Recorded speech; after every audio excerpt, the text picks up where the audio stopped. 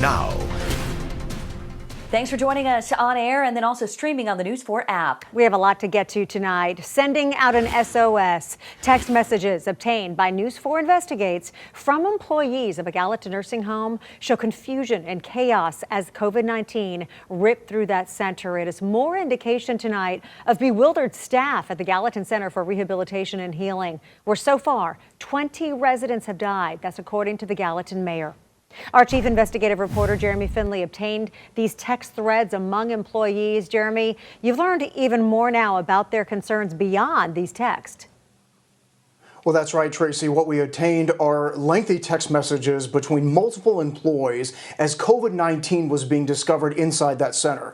But News 4 Investigates has also heard concerns that all employees were touching the same surface with their bare fingers in order to sign in. And daily meetings were being held in a small room as COVID had made its way inside.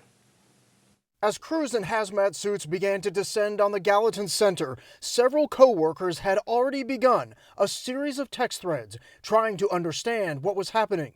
We've blacked out their names to protect their identities. One writing, "We have a staff member hospitalized?" Another responding, "There are at least a couple that have been hospitalized. That's why I feel we should reach out." The response, "I had no idea."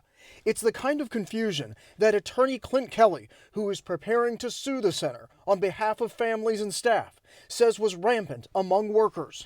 An outrage that the facility did not keep them in the loop as they should have, nor did the facility take all the measures it should have to prevent further exposure. Then this text, "Every available employee, please get here as quickly as possible. SOS.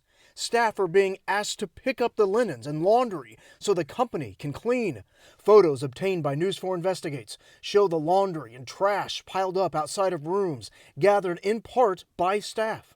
One writing, "It looks like a freaking bomb went off in here. Between linen clothes and trash, workers are absolutely exhausted. We need help." They, of course, were wearing as much protective gear as they could get on themselves, but still they were risking exposure during this process. Both Kelly and News 4 Investigates have independently heard from employees that before and during the crisis, they were required to sign in and out of work on a biometric clock like this one, which uses fingerprint identification, even as the CDC warned that COVID-19 lived on surfaces for days. Everyone put their hands on that clock when they came in. Everybody put their hands on that clock when they left. Another major concern from employees, that even after a staff member was revealed to have COVID-19, staff were gathered in a small room for meetings. And she was having the employees sit next to each other as far as maybe 1 or 2 feet apart.